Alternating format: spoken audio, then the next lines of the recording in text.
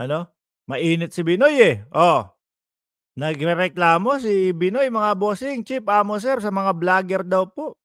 Aba, eh, kapag po yata kampi sa kanilang ano, sa kanilang side, mga bossing, eh, hindi matatawag ni Mr. Robin Hood Padilla, the #1 senator na bayaran. Pero kapag po yata 'no, kumokontra doon sa kanyang mga sinasabi, eh, bayaran ang tingin ni Binoy sa atin, mga bossing. Pakinggan po natin, mga kababayan, ang hinaing 'no, ng walang iba na #1 senator.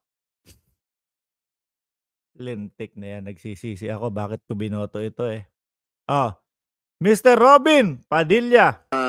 Malungkot man po Malungkot, aminin. maaga pa lang malungkot na, kakabukas ko pa lang ng video malungkot na si Binoy, mga kababayan. At banat. Pero talagang yan po ang nangyayari ngayon. Hindi rin naman po natin makontrol ang mga tinatawag nating na mga trolls, yung mga bayad na mga vloggers na Grabe. iba't iba na pong impormasyon ang nakakarating sa taong bayan. Hindi po maganda na wala tayong opisyal na pahayag. Eh, bossing, mga kababayan, natatandaan niyo po nung isang araw lang, ano, nung isang araw lang po may mga lumabas na mga nagpapakalat ng maling impormasyon, mga kababayan. At ang naratibo nitong vlogger na 'to, yung ang channel na pangalan is Dapat Balita. Ang naratibo nila, mga kababayan, is takutin ang mamamayang Pilipino 'no, na magkakaroon ng ano, ng digmaan, 'di ba? 'Yun po yung kanilang naratibo paulit-ulit. Yung nahuli 'no, yung nakita nila Ed Linggaw na nagpapakalat ng maling impormasyon na meron na daw pong nagaganap na digmaan diyaan sa West Philippine Sea, eh, kaparehas po ng naratibo nung mga vlogger ng DDS, mga bossing. Alam naman natin si Binoy kung kanino nakahilig 'yan, eh, mga kababayan, eh, 'no? Alam naman natin na si Binoy, eh, kung sino yung sinusuportahan niyan, mga kababayan, eh, 'no? So yung mga vloggers, siguro Binoy, siguro yun yung napanood mo, ano? Pero bakit ka nagrereklamo, eh, 'di ba yun yung parating niyo sa taong bayan na magkakaroon na ng digmaan, na malapit na tayong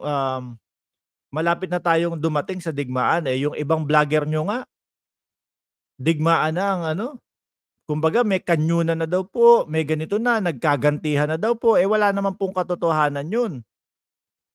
Mukhang pinaparinggan mo po yung mga vlogger na ano, DDS. Eh, bakit po natin nasabi na DDS yung gumawa nun? Eh, mga bossing, chief amo sir, nakita po doon mismo sa ano, nakita po dun sa mga huling vlog nung channel na yon, ano po, o puro pagpapabango 'no, kay dating Pangulong Duterte. Kumbaga, mga boss, chief amo sir, yung mga vlog niya nung 2019 o kung 2018, eh, puro pagpapabango kay Pangulong Duterte. Oh, sino iisipin mo at ano ang iisipin ng taong bayan kung saan nakapanig yung vlogger na yun? Pinaparinggan mo yung mga vloggers ninyo, ah. Bayaran ba sila, bayaran? Sabi nga ni ninyo bayaran daw. Oh, tuloy natin, iba-ibang impormasyon na daw po, eh, talagang ganyan ang mangyayari, mga bossing, lalo na dun sa side ninyo. Kami naman po dito, mga kababayan, lalong-lalo na po, 'di ba, yung mga sumusuportang mga vloggers kagaya po natin, ng inyong lingkod, 'no? Lahat ng sumusuporta na vlogger sa gobyerno, sa administrasyon, eh, ang ginagawa lang nga po natin, mga kababayan, halos sumalag na lang po ng sumalag doon sa mga sinasabi nila, doon sa mga vloggers nila nagpapakalat ng maling impormasyon, mga kababayan. Ni wala na tayong mag-time na mai-vlog ang ating pangulo, yung mga magagandang ginagawa ng ating pangulo. Wala na tayong time dun kasi nauubos ang oras natin na salagin 'no, na sagutin yung mga vloggers nila, mga kababayan. Nagtataka pa sila, sasabihin pa, "Bakit ang binabanatan niyo yung mga vloggers? Bakit hindi yung ano?" yung topic. Eh, kasi sa kanila pa lang po nagsisimula na yung peke 'no, pekeng pag-aano, pagba-vlog mga kababayan, yung mga pekeng impormasyon. Ayan, nagagalit sa inyo si Cheryl Santamaria, 58 likes, 136 viewers, sabi ni Cheryl Santamaria. Salamat po, ayan nagagalit sa inyo, i-like niyo daw po mga kababayan. Tuloy natin si Binoy. Hindi po dapat tayo pumapayag na iiwan na lamang natin sa mga vloggers ang isang napakasensitibong bagay, lalo na kapag may kinalaman na po sa kalayaan natin. Tama yun, Binoy. Bakit ano ba akala mo dun sa ano akala mo dun sa mga mainstream media? Oh, hindi ba mga magbabalita yan? Kasi po mga kababayan, etong itong topic po 'no, habang nagsasalita si Robin Padilla, mga bossing, Chief Amo Sir, eh, ito po ay patungkol doon sa SMNI na pinagtatanggol niya po yung SMNI, mga kababayan.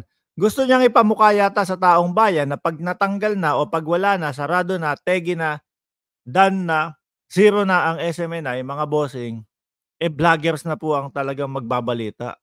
Ano yun? Ano tawag mo diyan sa mga ano, UNTV, ano tawag mo diyan sa mga Inquirer, ano tawag mo diyan sa mga 'yan? O halos lahat po 'no, ng sumusuportang vloggers kay Pangulong Bongbong Marcos, ang napapansin ko po yung mga ginagawa namin mga kababayan, bumabase po kami doon sa mga UNTV, bumabase po kami doon sa mga Inquirer, kung ano po yung balita nila. Tapos saka namin nirereaksyonan at binibigyan ng, kumbaga kung ano yung opinyon namin. 'Di po ba? Unlike doon sa kanila, talagang meron talaga silang ginagawang kung ano-ano, kagaya ni Maharlika, oh, dapat binabanggit mo 'yun, Binoy, 'di ba? Dapat binabanggit mo, hina-highlight mo si Maharlika. Eh, bakit? Eh, siya yung unang mga nagpapakalat nung mga ganito, eh, 'di ba, mga kababayan, mga boss, chief, amo? Siya yung gumagawa nung mga, pekeng dokumento, kesyo daw galing po sa PIDEA, mga bossing. Eh, dapat hina-highlight yung pangalan nun ni Maharlika. 'Di ba po mga kababayan? Oh, tayo naman po karamihan ng mga, vloggers na ang content po, eh, PBBM, na ang content po, eh, pagsuporta sa gobyerno mga kababayan, kadalasan pong ginagawa natin galing po sa mga mainstream media, galing po sa mga UNTV, yung mga ganyan po, galing po sa article ng mga, um, tawag dun, ng Inquirer, oh. Tapos kadalasan nako-content natin yung mga SMNI, yung mga vloggers nila kasi nga, eh, puro peke yung mga ibinabalita. Tingin mo kailangan pagtiwalaan pa ng tao yung ano, SMNI? Eh, halos SMNI din, eh.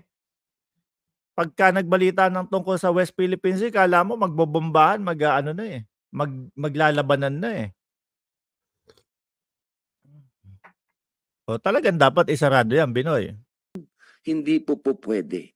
Oh, ano? Kailangan po natin maging responsable tayo. Kaya ito po, itong konsultasyon nito ay marinig po ang bawat isa Oh, at maintindihan po ng ating kababayan kung saan po nagmumula at oh, matatapos itong issue na to. mabigat ang ano niya 'no? Oy, ano? Ayaw stop. Mabigat yung ano, yung mga binitiwang salita ni Binoy. Halos lahat po ng DDS vlogger yata, eh, tinamaan sa mga gano'n nila 'no, mga kababayan. Lahat po yata nung mga taga-vlog nila mga kababayan, eh, sapul sa sinabi ni Binoy, mga bossing. Kayo po, iiwanan ko ang tanong na ito sa inyo mga kababayan 'no, dito sa topic na kay Binoy, iiwanan ko sa inyo. Sa tingin niyo po mga boss, chief, amo, sir, yung SMNI